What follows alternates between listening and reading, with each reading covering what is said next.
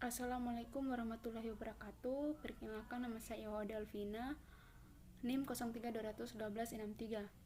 Baik, pada video kali ini saya akan menjelaskan materi tentang taksonomi Bloom yang direvisi dan yang belum direvisi, serta kata kerja taksonomi Bloom. Taksonomi Bloom akhirnya pada tahun 1956 Bloom, Engelhardt, Force, Hill, dan Cartwright berhasil mengenalkan kerangka konsep kemampuan berpikir yang dinamakan taksonomi Bloom.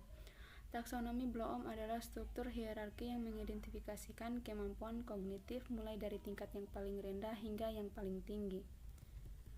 Dalam taksonomi Bloom, tujuan pendidikan dibagi ke dalam 3 domain, yaitu ranah kognitif, ranah afektif, dan ranah psikomotor.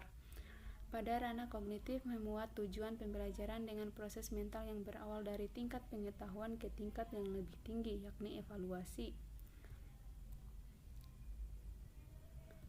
Singkatnya, taksonomi Bloom membagi kemampuan tingkat berpikir atau kognitif menjadi 6 tingkat.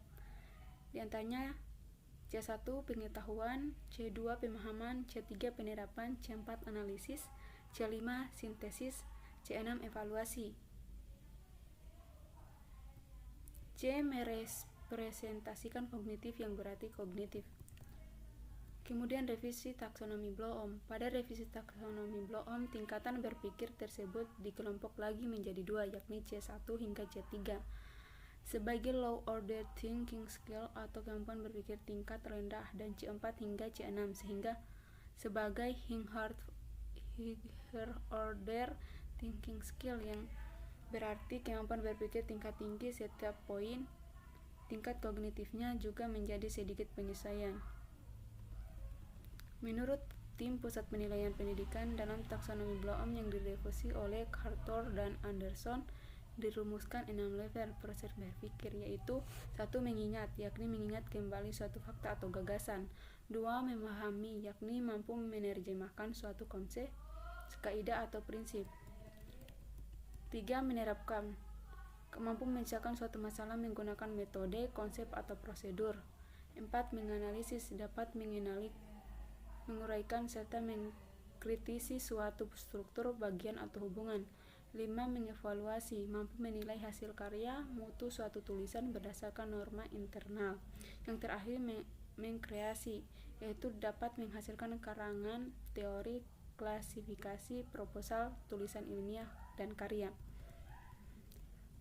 Untuk memperjelas revisi yang dilakukan oleh Cartwright dan Anderson, berikut tabel perbandingan taksonomi Bloom sebelum dan sesudah direvisi.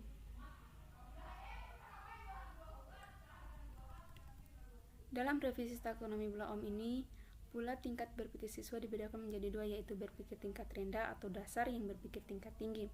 Menurut Resnick dan Thompson, berpikir tingkat dasar hanya menggunakan proses terbatas pada hal-hal rutin dan bersifat mekanis, sedangkan berpikir tingkat tinggi membuat peserta didik untuk menginterpretasikan, menganalisa, atau bahkan mampu memanipulasi informasi sebelumnya sehingga tidak monoton. Kemudian yang terakhir, kata kerja operasional atau KKO. Kata kerja operasional dibagi menjadi beberapa ranah, meliputi kognitif atau kemampuan berpikir atau menalar, afektif, perasaan, karakter, sikap, dan psikomotor, kemampuan fisik atau campuran. Menurut tim konsep, berikut kata kerja operasional yang dapat digunakan untuk mengimplementasikan taksonomi Bloom yang telah direvisi menjadi indikator yang konkret.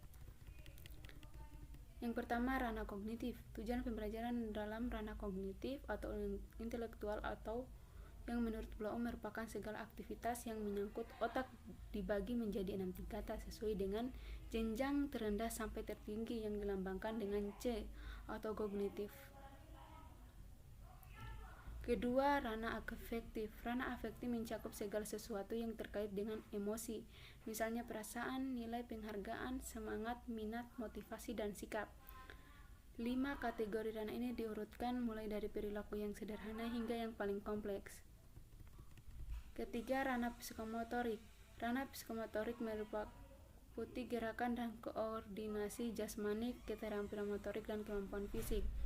Keterampilan ini dapat diasah jika sering melakukannya. Perkembangan tersebut dapat diukur sudut, kecepatan, ketepatan, jarak, cara atau teknik pelaksanaan. Ada 7 kategori dalam ranah psikomotorik, mulai dari tingkat yang sederhana hingga yang tingkat yang rumit.